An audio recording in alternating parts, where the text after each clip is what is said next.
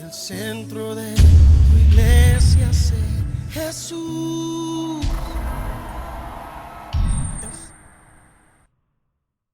Pasamos al 4, capítulo 4, versículo 1. Dice así la palabra del Señor: y si vosotros sois de Cristo, ciertamente el linaje de Abraham sois, y herederos según la promesa. Pero también digo, entre tanto que el heredero es niño, en nada se difiere del esclavo, aunque es señor de todo, sino que está bajo tutores y curadores hasta el tiempo señalado por el Padre. Amén. Vamos a ir ahora a Génesis capítulo 3, versículo 6. Y vio la mujer que el árbol era bueno para comer y que era agradable a los ojos y árbol codiciable para alcanzar la sabiduría.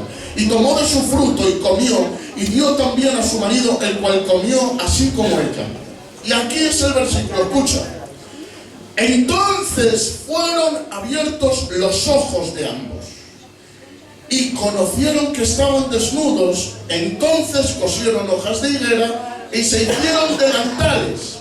Y oyeron la voz de Jehová Dios que se paseaba en el huerto al aire del día, y el hombre y la mujer se escondieron de la presencia de Jehová Dios entre los árboles del huerto. Mas Jehová Dios llamó al hombre y le dijo: ¿dónde estás tú?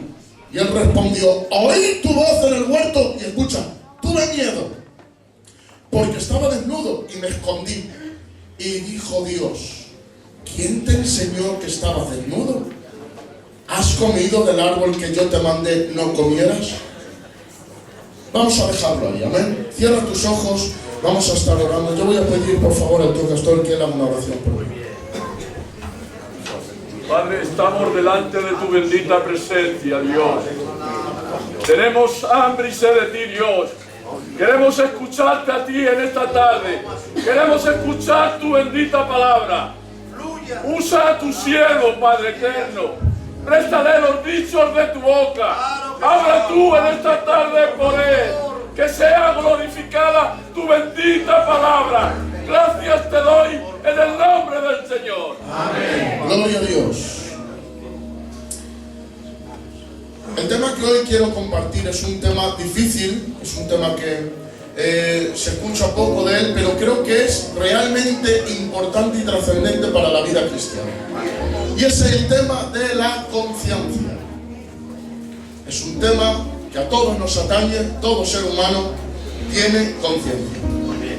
Y la conciencia es algo común en todos, un don, una facultad, un elemento con el que Dios ha capacitado al hombre. Y cuando hablo de hombre hablo no del género, sino que hablo en sí de todo el mundo. Así que para aquellos que nos estén siguiendo, que sepan que este lenguaje siempre lo utilizamos así. Cuando hablamos de conciencia, estamos hablando de algo que a todos nos atañe. Todo ser viviente, toda persona con razonamiento, con equilibrio, con capacidad de reflexión, todo ser humano inherentemente de fábrica contiene una conciencia.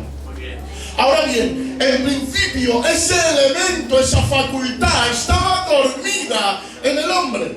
Nosotros vemos que Adán todavía no tenía esa facultad despierta por cuanto el pecado y la desobediencia todavía no se dieron. Él no era conocedor del bien y del mal. Por eso la serpiente, Satanás, la tentación, que fíjate qué tentación más sutil.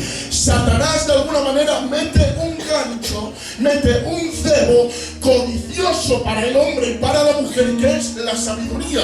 Date cuenta que yo hace poco he escrito un libro de la sabiduría, y lo primero con lo que le tentó Satanás no fue con un chalet, no fue con el oro, no fue con las grandezas, con los poderes, con el dominio, no fue con sabiduría. Satanás tentó a Eva para alcanzar sabiduría, conocimiento. Por eso, hermanos míos, Eva, al ver que se iba a dar un conocimiento más grande, más extenso, que todavía no tenía, accedió a ese cebo y cayó en el gancho, cayó en la trampa. ¿Y qué es lo que ocurrió? En aquel momento en el que Eva tomó del fruto, se activó la conciencia que tenía de fábrica, pero que estaba durmiendo porque todavía la desobediencia no se había dado. Es decir, ya Dios programó al hombre y al ser vivo con la capacidad de poder afrontar un problema que todavía no se había dado. ¿Por qué esto? Porque date cuenta, en el momento en el que pecan, ellos, dice la Biblia, que estaban desnudos y no lo sabían. Ellos vivían como algo normal y común eso. Pero en el momento en el que comieron del fruto, dice la Biblia, y sus ojos fueron abiertos, que es una expresión que da a entender bíblicamente que su conocimiento fue activado. Y en ese momento, dice la Biblia, que se dieron cuenta que estaban desnudos y que cosieron hojas de higuera e hicieron unos delantales para taparse. Cuando vino el Señor les dice: ¿por qué os habéis escondido? Dice: porque estábamos desnudos y nos dio miedo de que nos viera. Y le dice: ¿quién te enseñó? Escucha esto. ¿Quién te enseñó que estaba desnudo? Implícitamente le está diciendo: yo no os lo he dicho, yo no lo he enseñado. Satanás tampoco parece ser en el texto, sino que explica la misma Biblia que sus ojos fueron abiertos y el conocimiento que estaba desactivado en ese momento se activó y dio como resultado que conocieron algo que hasta ese momento no conocían. Por lo cual, lo que les enseñó su desnudez era su propia conciencia, que en ese momento fue activada. Y desde ese momento, un río y un desborde de males vinieron sobre el hombre. Intentando alcanzar la sabiduría ilegítimamente, encontraron que era un conocimiento que les perjudicó más que beneficiarles. Y encontramos, hermanos, que en este momento Adán se convierte en una persona consciente del mal y del bien, con la facultad de elegir entre lo bueno y lo malo. Por cuanto Dios fabricó al hombre para que dentro de su corazón las leyes divinas de convivencia estuvieran escritas en su corazón y que sus razonamientos les juzgaran según su conciencia cuando hacían algo bueno o hacían algo malo, sin todavía haber nada escrito. Y eso provocó una serie de males. Eso provocó una serie de secuelas, de resultados, de consecuencias.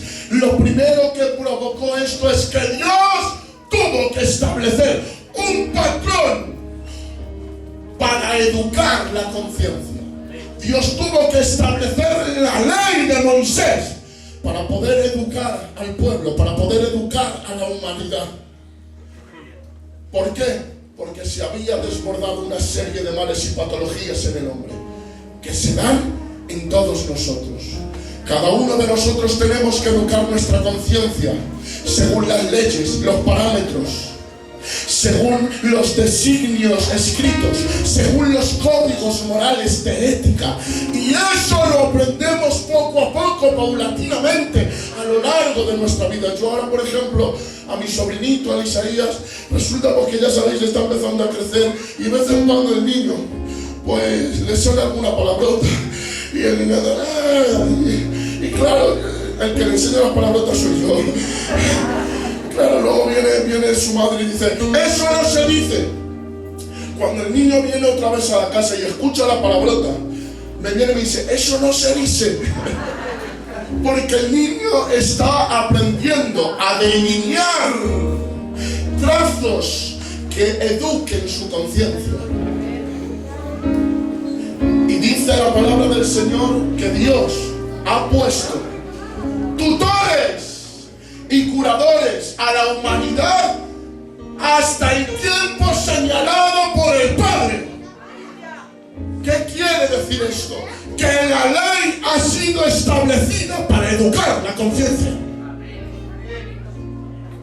Pero claro, dentro de la ley hay una serie de diagnósticos que se dan hacia nosotros, que de alguna manera muestran nuestra enfermedad pero no la curan.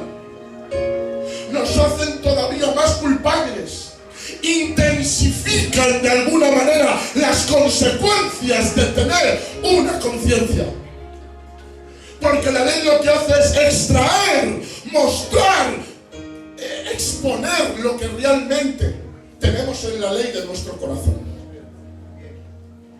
que son las mismas patologías de Adán, las mismas patologías que sufrió Adán, porque todos de alguna manera caímos con Adán y todos pasamos por las mismas consecuencias de Adán. Y todos reaccionamos de la misma manera que reacciona Adán cuando su conciencia es despertada. Todos también buscamos tranquilizantes para la conciencia. Todos de alguna manera buscamos bálsamo para poder mitigar el dolor del martilleo, de la culpa, del martilleo, del remordimiento. Por eso Adán lo primero que hizo es coser un delantal de hojas de higuera, intentando tapar su conciencia, intentando poner un parche al roto, intentando mitigar aquel dolor que estaba comenzando a sentir y era nuevo para él. Y a lo largo de toda la historia, los hombres han intentado buscar bálsamo para su conciencia, han intentado masajear su conciencia con series de religiones, de obras, de cosas buenas, porque entienden que hacer lo malo les provoca sentimientos negativos y hacer lo bueno les provoca sentimientos positivos. Por eso buscan lo bueno como bálsamo para su conciencia y huyen de lo malo para no tener sentimientos negativos. En realidad no hay un amor por lo bueno y no hay un aborrecimiento por lo malo. Es el ego que les está pidiendo de alguna manera sentirse cómodo, sentirse mejor. Por eso los hombres crean libros de autoayuda, necesitan éxito, necesitan aceptación, necesitan reconocimiento, necesitan palmaditas en la espalda, necesitan que le digan lo estás haciendo bien. El humano necesita sentirse bien consigo mismo. Por eso tú vas a ver a casi toda la humanidad, aleluya, recorriendo un montón de religiones, tocando puertas, yendo a los astrólogos, yendo al ocultismo, probando incluso con el satanismo, probando con religiones esotéricas, probando incluso con el evangelio, para poder traer bálsamo a la conciencia que le está diciendo que tiene que huir de lo malo e ir hacia lo bueno, porque siento un vacío, porque siento un remordimiento. Necesitan, hermanos míos, delantales de hojas de higuera para cubrir, aleluya, para mitigar lo que hay en su conciencia. Pero escucha, le vino Dios diciendo: Adán, quítate el delantal, tengo un cordero, vístete de la piel del cordero. Hoy te dice el Señor: no tranquilices tu conciencia. Ay, Dios mío, mi alma te alaba. No tranquilices tu conciencia con obras, no tranquilices tu conciencia bajando el culto, no tranquilices tu conciencia intentando ser buenecico. No, no, no, no. Dice la Biblia: ay, cordero, vístete de él, vístete de Jesús.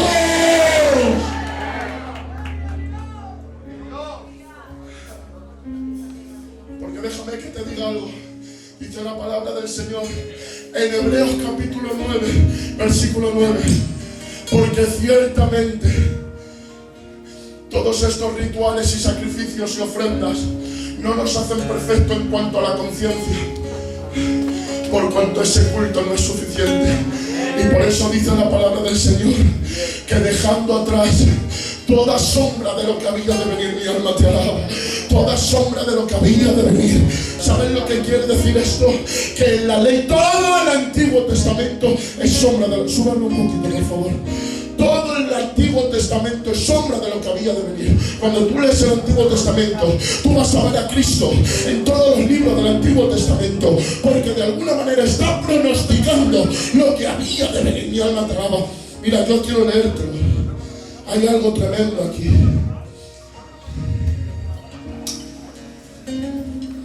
Hebreos 9, capítulo 9, versículo 9. Lo cual es símbolo para el tiempo presente, según el cual se presentan ofrendas y sacrificios que no pueden hacer perfecto en cuanto a la conciencia al que practica ese culto. ya que consiste solo de comidas y bebidas, de diversas soluciones y ordenanzas acerca de la carne, impuestas, escucha, hasta el tiempo de reformar las cosas. Dice, versículo 11, pero estando ya presente Cristo,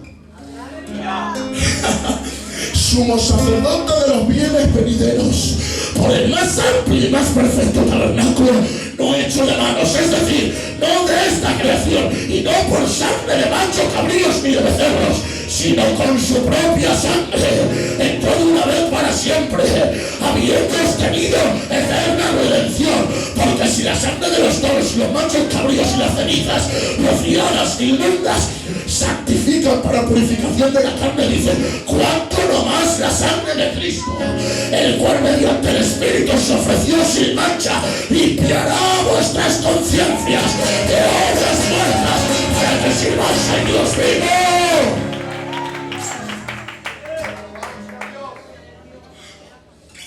¿Sabes qué quiere decir esto? Que mientras nosotros estamos buscando parches, Dios trajo a un sustituto. Que lo que va a tranquilizar tu conciencia no son los delantales de hojas de higuera que nos ponemos a menudo, no son las excusas que buscamos, no son los bálsamos religiosos, sino que, hermano mío, realmente cuando nosotros sentimos que nuestra conciencia es descargada, que nuestra conciencia es limpiada, que nuestra conciencia es restaurada, es cuando sentimos que la sangre del Cordero cae sobre nosotros, limpiándonos de todo pecado, limpiándonos de toda culpa, limpiándonos de toda vergüenza, en el nombre de Jesús.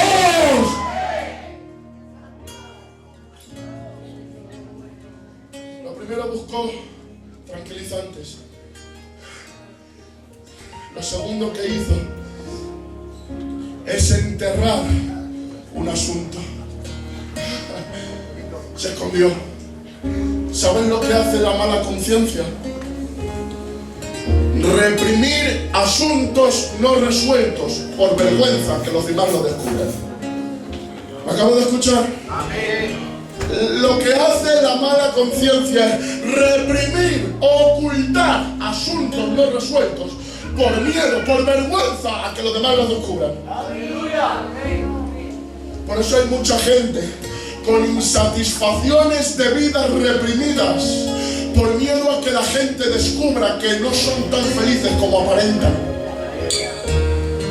Y mantienen un estatus social, mantienen una imagen cara a la galería, se sienten con ellos valorados, se sienten espirituales, se sienten posicionados, pero en realidad se están escondiendo detrás del matorral del huerto porque tiene miedo a que la mirada de Dios le descubra.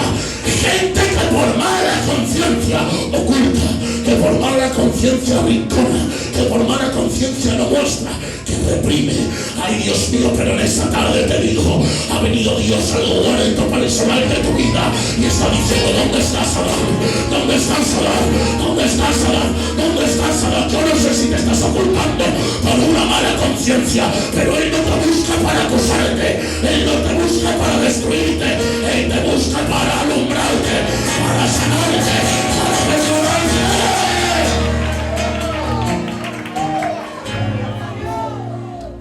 Que reprime y dice, ¿y por qué te ocultas, Adancico? Dice, porque tuve miedo. El miedo, la vergüenza.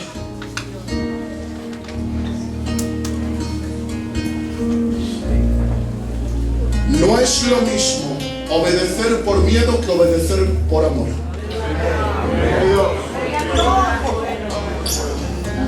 Yo a veces cuando voy a la tienda, donde está mi padre, allí en la lucha, tengo que coger el túnel. Y a la salida del túnel, en dirección Badajoz, resulta que hay una señal de 70 y una señalización de que hay cámaras. De hecho, yo creo que es la cámara más visible que hay en toda España.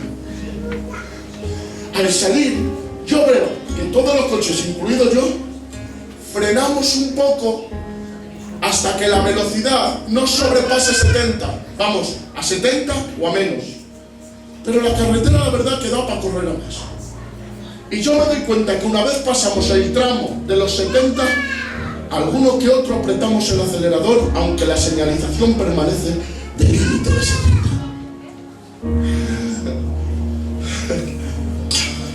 ¿Por qué eso? Un agente externo provocando por miedo a una multa una actitud interna. Es el miedo a la multa lo que te hace frenar en la carretera. Es el miedo a no ser valorado. Es el miedo a no alcanzar el estatus. Es el miedo a no tener algo que anhelas. Es el miedo tal vez a no salir de una situación. Es el miedo a no cumplir con los reglamentos establecidos.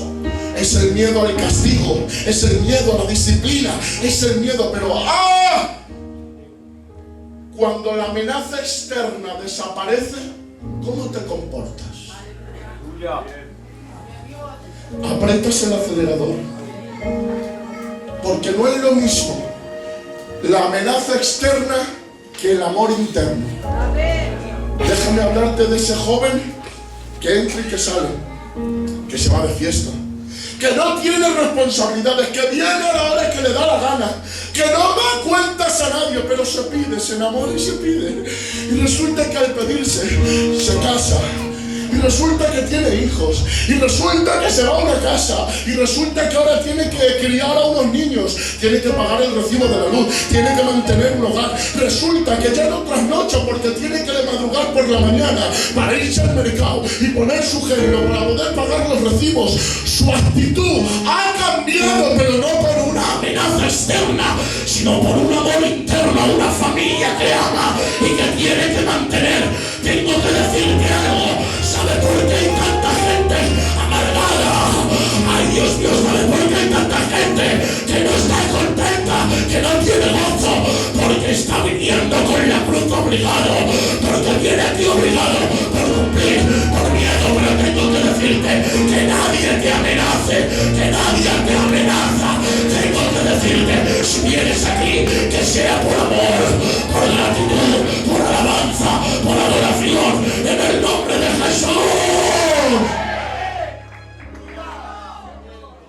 Hay gente que se santifica por algo, pero no por alguien. Y el problema con esto es que cuando consigas ese algo dejarás de santificarte. Pero no te santifiques por algo, santifícate por alguien.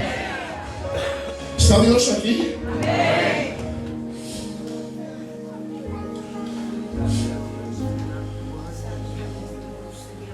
Le dice, tuve miedo y me oculté. Le dice, ¿y quién ha sido? ¿Quién la ha mandado? La mujer que me diste. Y le pregunta a la mujer, le dice, ¿la has mandado tú? Y dice, la serpiente que me habló. Cuando sentimos culpa como método de fuga, buscamos culpables que no nos hagan tan culpables a nosotros. No admitimos nuestro grado de culpabilidad cuando podemos echar balones fuera, cuando podemos excusarnos en otro. Qué mala es la culpa. Y qué mala es gestionar mal la culpa. Hemos hablado de la vergüenza, del miedo y de la culpa.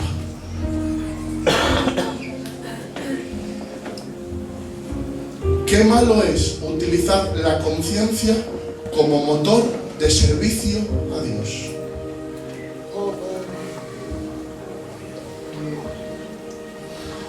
Yo tengo que mantenerme en este lugar, porque si me salgo de este lugar me voy a sentir culpable. Tengo que prolongar una relación que me está haciendo daño, porque si le dejo me da penica y voy a sentirme culpable. Tengo que de alguna manera conseguir que mi vida esté sujeta a algo que sé que no es la voluntad de Dios por miedo a sentirme culpable. Es más, bajo el culto para no sentirme culpable, aunque sea los domingos, para tomarme el pacto. Y utilizamos el pacto como un tranquilizador de conciencia.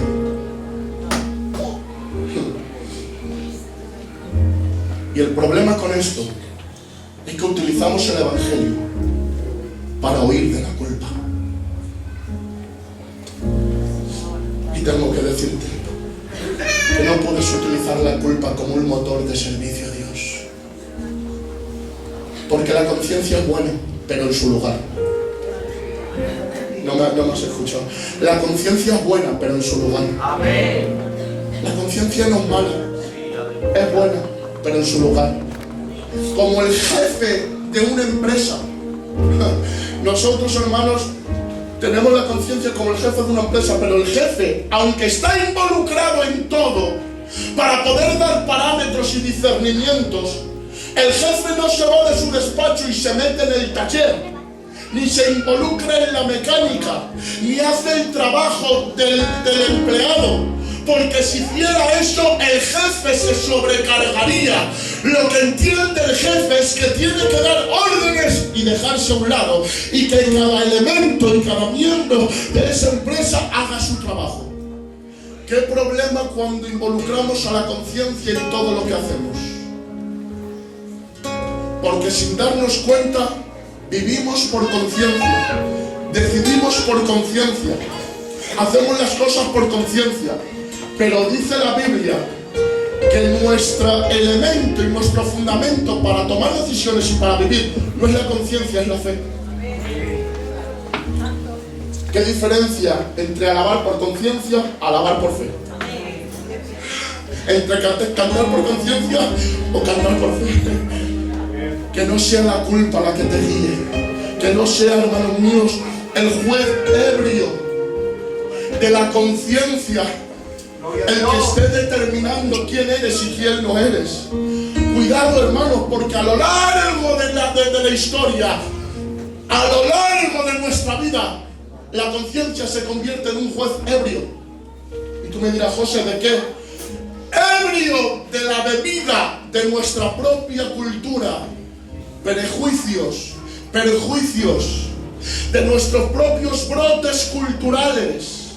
Al final, nuestra conciencia termina usando gafas de un color determinado y terminamos viendo todo de un color determinado. Por eso muchas veces lo que es malo para ti tal vez no es malo para mí, porque mi conciencia termina usando gafas con los lentes de un color determinado. Por eso la conciencia es muy subjetiva, no es objetiva. Por eso no todo el mundo ve lo malo, lo que es malo, ni ve bueno lo que es bueno, porque al final la conciencia termina como un juez ebrio, tambaleándose.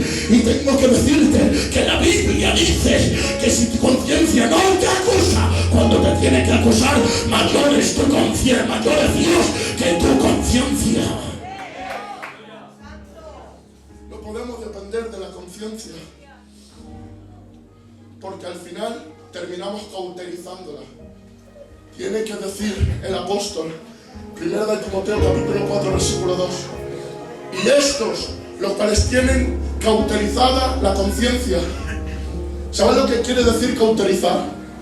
Cuando una herida está sangrando y duele, toman un hierro candente encendido en fuego y lo ponen en la herida para que la sangre deje de brotar y esa herida quede cerrada por el fuego. Pero hay un efecto secundario. En esa herida ya no se siente nada.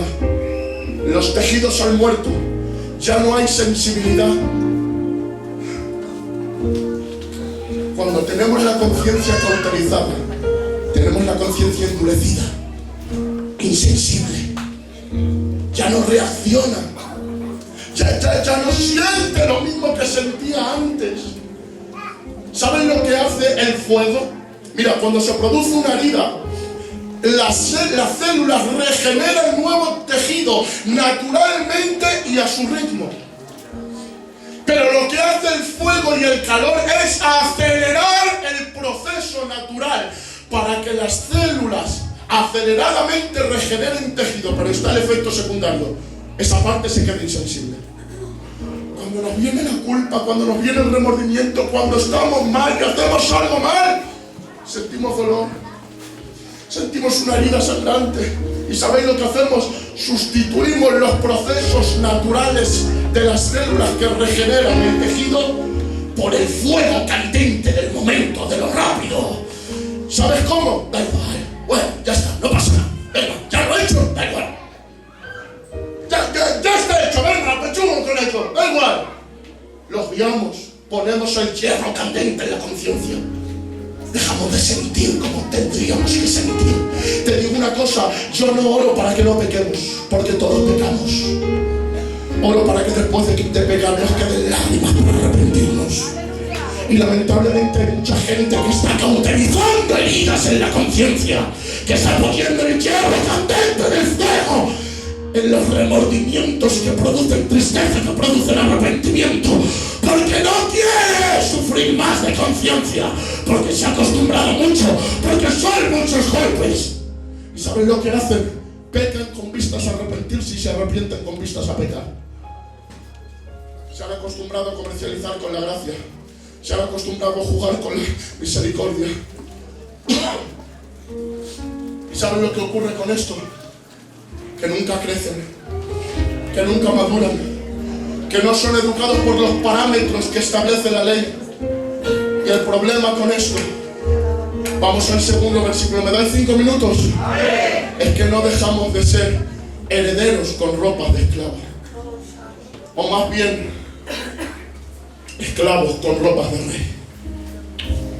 No dejamos de ser niños, no dejamos de crecer. El proceso natural, una conciencia madurada en la presencia del Señor, en los parámetros de la palabra. ¿Sabes qué es lo que ocurre con esto? Que terminamos teniéndolo todo, pero no pudiendo hacer uso de nada. Por eso tiene que decir el apóstol, ciertamente el heredero es heredero de todo, pero mientras es niño, en nada se diferencia del esclavo, porque mientras es niño, el heredero puede jugar a ser rey. Pero señores, una cosa es jugar a ser rey y otra cosa es ser rey. Y el heredero mientras es niño, hermanos, puede jugar a lo que le dé la gana. Pero hasta que no crezca, no puede adquirir, no puede entrar en posesión, no puede manejar la herencia que le es dada. Tengo que decirte en el nombre de Jesús que cada uno de los que estamos aquí tenemos una herencia dada por la gracia. Cuando hemos accedido a Cristo, hemos accedido a una posición. Y tiene que decir el apóstol Pablo, estoy orando para que recibáis espíritu de sabiduría y de revelación en el conocimiento de Él, a fin de que vuestros ojos sean alumbrados y sepáis cuál es la herencia de los santos, la supereminente grandeza de su poder y cuáles las riquezas que tenéis. Es decir, tenemos posición, tenemos recursos y tenemos poder para ejecutar los recursos. Tenemos todo lo que necesitamos. Por eso ya no ores más, Señor dame, Señor dame, Señor dame. Más bien ora para decir, Señor, dame crecimiento para usar lo que me has dado. Adiós, dame paz. Y dice la Biblia, mi paz te doy y mi paz te dejo. Dame fuerzas. Y dice la Biblia, todo lo podéis en Cristo. Señor, dame prosperidad, dame riquezas. Y dice, en todo estáis enriquecidos. En Él estáis completos. En Él no tenéis necesidad de nada. Déjame que te diga una cosa. Tu necesidad no es recibir algo más. Tu necesidad es madurar para hacer uso de lo que ya has recibido en Cristo. Por eso déjame que te diga una cosa. Tienes que empezar a cambiar tu oración. Tienes que empezar a cambiar tu dinámica. Algo está pasando, que hay mucho infantilismo espiritual. Gente sin gozo, gente sin recursos, gente amargada, gente que no accede a las promesas, gente que no conquista lo que ya le ha sido dado, gente que no hace uso de la palabra de Dios, de la fe, de la promesa. ¿Por qué? Porque todavía es niño y el niño no puede acceder a la herencia. Pero, oh Dios mío, cuando la conciencia pasa a la gracia, hay gente que en su espíritu está en la gracia, pero su conciencia todavía no ha pasado a la gracia. Por eso hay tanta gente que dices, ha nacido de nuevo, pero sigue con los mismos parámetros, con los mismos pensamientos. Sin embargo, el apóstol quiere decir, cuando era niño, pensaba como niño, razonaba como niño. Ay, Dios mío, pero cuando fui maduro, el niño tiene una facultad. Todos los niños y todos los adolescentes, hay una temporada en la que nos creemos que sabemos todo. Todos lo sabemos, y además nos molesta que con 12, 13 o 14 años nos lleven la contraria y nos traten como niños. No, que yo ya sé, que yo soy mozo, que yo sé elegir. Pero cuando pasamos esa edad y vamos creciendo, tenemos que decir como el apóstol, cuando era niño, y nos damos cuenta que el crecimiento que teníamos en aquel momento no estaba a la altura de las circunstancias. Voy a lanzar una. ¿La digo? No, pues no digo nada. ¿La digo? No. No te das cuenta el nivel de pobreza espiritual en el que estás viviendo hasta que no viene alguien más enriquecido en el espíritu que tú. No te das cuenta del nivel de mediocridad en el que vives hasta que no te das cuenta que alguien ha subido a un nivel de excelencia.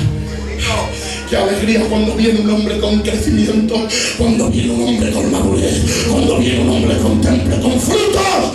Te ves en el espejo de ese hombre y se dice, válgame, si hay una dimensión mayor, hay una riqueza mayor, hay un crecimiento mayor. Yo todavía soy lo pobre, yo todavía llevo el evangelio muy raquítico. Ah, Dios mío, no te vas a sentir un niño hasta que no crezcas, hasta que no madures. ¿Sabes lo que ocurre? Que el esclavo número uno no tiene, hermano, perdóname, el niño tiene una mentalidad todavía de esclavo. Y hermanos míos, el esclavo lamentablemente no tiene una mentalidad de excelencia, no tiene una mentalidad de libertad, no tiene una mentalidad de autodependencia, de dominio propio. Por eso el niño, al igual que el esclavo, depende de las órdenes, de los parámetros. Pero señores, el que ha crecido, el que ha accedido a la gracia, el que ha traspasado su conciencia al nuevo pacto, ya no vive de las sombras, ya no vive de lo que era, ya no vive de las aleluya de figuras. No, entra a la realidad. ¿Y saben lo que ocurre? Que su conciencia entra en una dimensión de libertad. Ay, mi alma te alaba. Me acaba de escuchar, ¡libertad!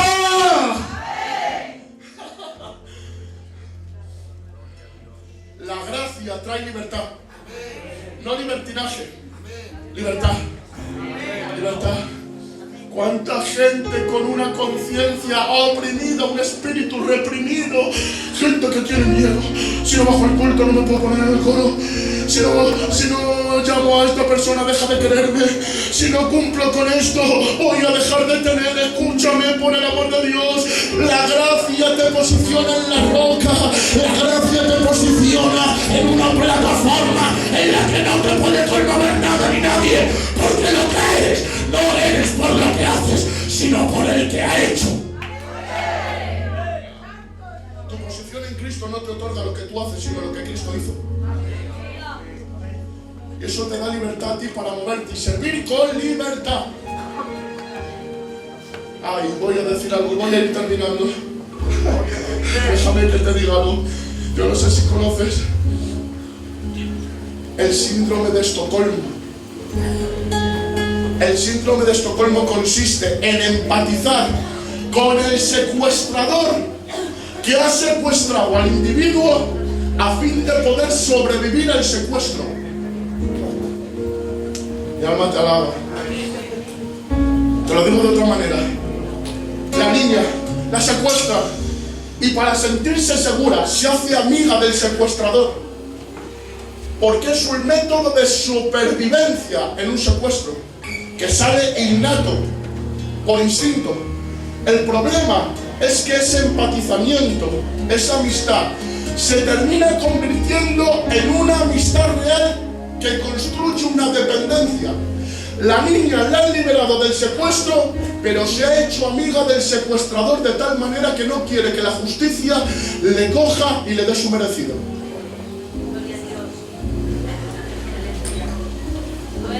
o el esclavo o preso que sale de la cárcel y lleva tanto tiempo en la cárcel que ya no sabe vivir fuera de los barrotes. Y aunque se le pone una buena comida, no la quiere. Y aunque se le pone confort y comodidad, extraña la celda en la que ha estado tantos años. Eso se llama el síndrome de Estocolmo. Gente tan acostumbrada a la esclavitud que le incomoda la libertad.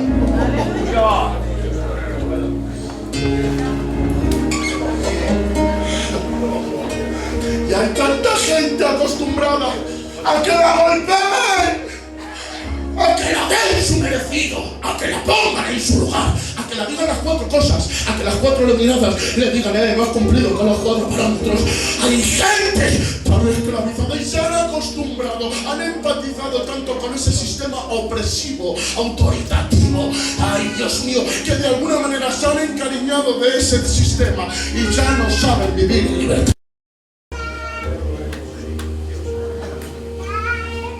Ay, mi alma te alaba, Señor Cristo. Que Cristo te ha hecho libre. Te digo una cosa, disfruta de tu casa, disfruta de tu hogar, disfruta de tu familia. Hay gente que tiene miedo a ir al parque a pasear con su familia por miedo a que le vean. Mi hija ha faltado el culto, se ha ido al parque. Pero que el parque también es de Dios. Él ha hecho el Señor, la vegetación, las nubes, todo de Dios. Gente que tiene miedo, sé libre. Sé libre.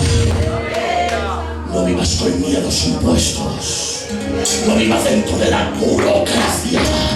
No vivas dentro de la política, dentro del esquematismo. Salte de ahí, te absorbe el espíritu. Has sido creado para ser libre, para ser libre, para ser libre.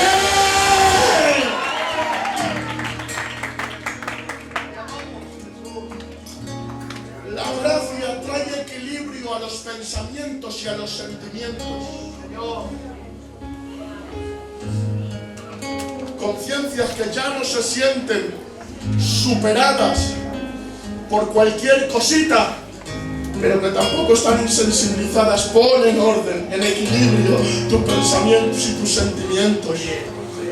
Y termino con esto. Uno de los brotes espontáneos de vivir con una conciencia en la gracia es el gozo.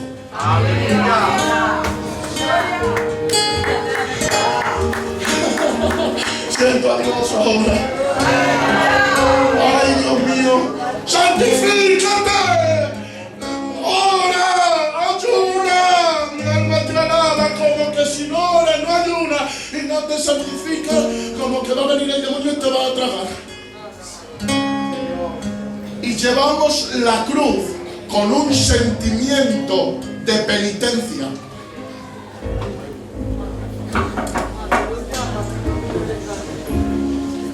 Estamos de alguna manera utilizando actividades espirituales como instrumentos de flagelación a nuestra carne.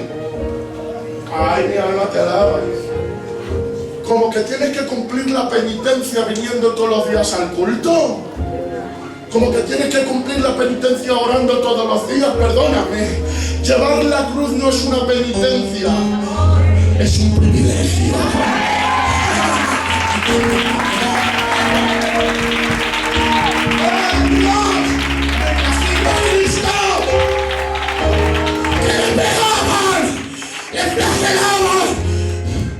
Me lo imagino ensangrentado, lleno de vidas, pero me lo imagino en el momento en el que le presentaron ese trozo de madera.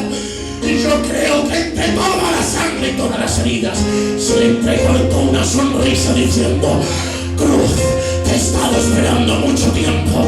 Seguro que puso sus espaldas y dijo: ponerla aquí para mí es un honor, porque no voy a aleluya de cualquier manera, sino que dice Hebreos capítulo 12: puesto el gozo delante de él, sufrió el oprobio. ¿Sabes cuál era el gozo? La cruz era el gozo, la cruz era el gozo, la cruz era el gozo.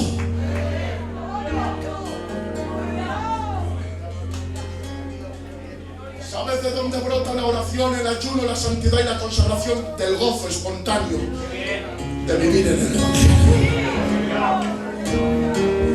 Una cosa, el Señor viene pronto. Tus negocios se van a quedar aquí. Tus casas se van a quedar aquí. Los trajes que te compras en el Zara y las pinturas que te compras en el Primor se van a quedar aquí. Todo se va a quedar aquí. Para 4 días que nos quedan en esta tierra que viene el Señor ya. Déjame que te diga una cosa, yo me la gozo. Me la gozo cada día.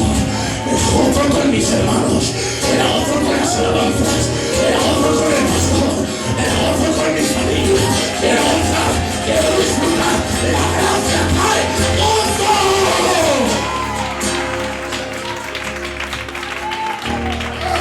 ¡Ay! Pastor, gozo. ¿Me dejas 2 minutos? Dice que iban a cruzar un puente, un hombre, y a la hora de cruzar el puente tiene un miedo porque las baldosas estaban muy retiradas, de baldosa a baldosa. Se necesitaba un caballo para cruzar el puente, cuando de momento viene un montón de caballos con hombres y jinetes que lo montaban. Y ahora resulta que ese hombre dice: señores, el puente es peligroso, sé que no aguanta mucho peso, pero si alguien podría hacer el favor de montarme en su caballo y cruzar el puente. Le miró a la cara a todos los jinetes y se dio cuenta por la cara que no quería ninguno. Pero salió uno y dijo: móntate en mi caballo. Cruzaron el puente con peligro de que cayeran. Cuando le dejó a aquel hombre, le dijo: señor, ¿quién es usted? Y dijo: yo soy el príncipe, a mí me están escoltando. Le dice a aquel hombre, le dice: señor, ¿me permite decirle algo? Cuando he mirado a la cara y los rostros, todos los rostros me decían no. ¿Hay rostros? No. ¿Hay rostros? No. Pero le miré a usted a la cara y su rostro decía sí. Hay un príncipe en el cielo que ha dicho: todas mis promesas son sí. Tendríamos que aprender del rostro del príncipe. Hay tantos rostros, ¿no? Que a veces no quieres ni levantar la cabeza de orar porque te quitan la inspiración. Pero ojalá esta casa esté llena de rostros. Sí y amén, sí y amén, sí y amén. ¡Gozo! ¡Alegría! ¡Disfruta! Los rostros no salen de conciencias que ocultan mucho.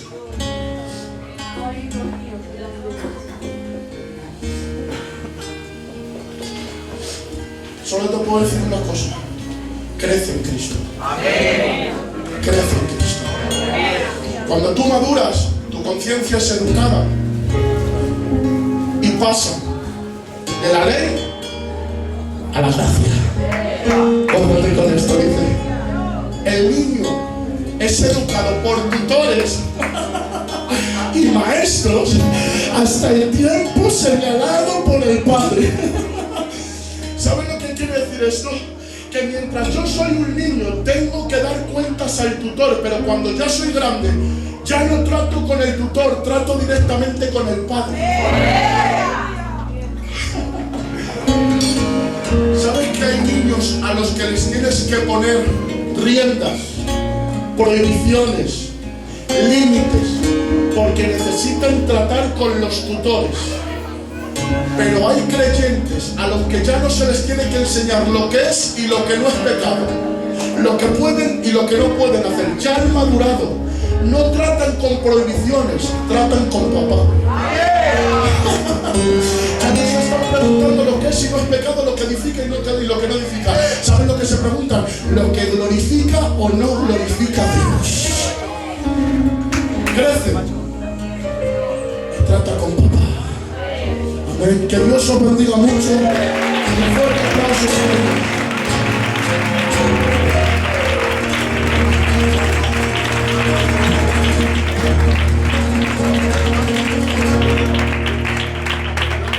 ¡Gloria a Dios! Fuerte ese aplauso para el Señor. Que rica su palabra y su bendición. Creo que Dios nos ha bendecido muchísimo, porque ha habido mucha riqueza en la palabra de Dios. Que Dios bendiga su palabra y a nuestro hermano José. Bueno, alabar el comportamiento de la iglesia, el silencio, el orden, esos son pruebas de madurez, de interés, de atención, de ganas de aprender. Y hermanos, todo pueblo que esté dispuesto a aprender, está dispuesto a cambiar. Así que aquí va a haber un cambio poderoso. Que Dios os bendiga mucho. Bueno, hoy vamos a hacer esta noche una reunión de matrimonios, pero la vamos a suspender. Vamos a dejar que los jóvenes hagan su reunión. Amén. Mirad, nosotros tenemos culto todos los días de la semana, además de otra serie de reuniones. Y hay en iglesias donde hacen 2 y 3 cultos por semana. Y están en el Señor, también como nosotros, un mejor, ¿vale? Porque aparte de los cultos, se les pone deberes a los creyentes, como los niños cuando van al colegio, deberes, pero que los creyentes cuando van a su casa los aplican. O sea, el pastor no es que les dé un deber y que luego se vayan a su casa y no lo hagan. Se les da unos deberes y los cumplen. Mañana no hay culto en la iglesia, pero hay un deber que voy a poner yo esta tarde para todos. Quiero que todo padre de familia mañana en su casa haga de pastor. Que hagáis un ratico de oración con vuestra familia. Sin horario, elegidlo vosotros el momento que más os conviene en la casa, pero quiero que estéis en casa con vuestros niños y con vuestras compañeras y hagáis un ratico de adoración y de comunión. Y si sentís en el corazón de decirle algo a vuestra casa, desde aquí os doy cobertura a todos para que lo hagáis. La presencia y la gloria de Dios va a estar con vosotros. Amén. Y hermano, que tú me hagas creer a mí que lo has hecho y no lo has hecho, a ti no es de provecho. Hubo un rey que se moría, ya se moría, y no tenía hijos. Y tenía 12 o 14 príncipes. Pero este rey se había destacado durante toda su vida por su sinceridad, por ser muy sincero, sin engaños, muy transparente. Tanto es así que contagió al reino de aquella peculiaridad y aquella cualidad que él tenía. Y yéndose ya a punto de morir, repartió, hermanos, entre los 10 príncipes una semilla para que la plantaran y creciera. Y entonces dijo el rey: el que me traiga la semilla mejor crecida y mejor preparada, ese se quedará con el reino. Pues se fueron todos, hermanos, y se volvieron locos. Cuando vinieron al día señalado, les trajeron todos en su maceta aquella semilla que había crecido, que había germinado y había hecho frutos preciosos.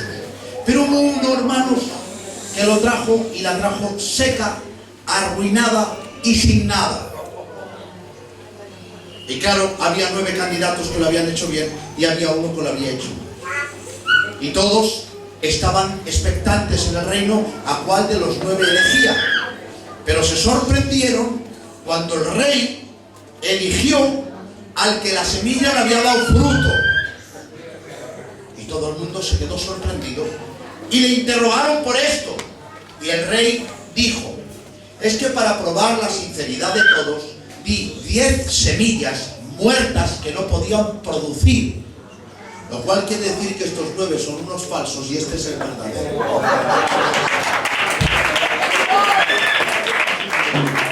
Hermanos, yo os pongo mañana una semilla. Que todo padre de familia haga un ratito de comunión en su casa. Y espero que sea sincero. Que la cumplas y que la lleves a la práctica para que Dios bendiga tu casa, porque si Dios bendice tu casa, está bendiciendo la iglesia. Amén. Han salido de ofrenda 95 euros para la gloria del nombre de Dios. Mañana sábado ayuno para las jovencitas a las 11 de la mañana con la hermana Rocío. El domingo ayuno de mujeres a las 10:30 de la mañana. Escuela dominical a las 6 de la tarde con la hermana Alba. Y bueno, la reunión de matrimonio la hemos suspendido por la reunión de jóvenes. El lunes tenemos con nosotros...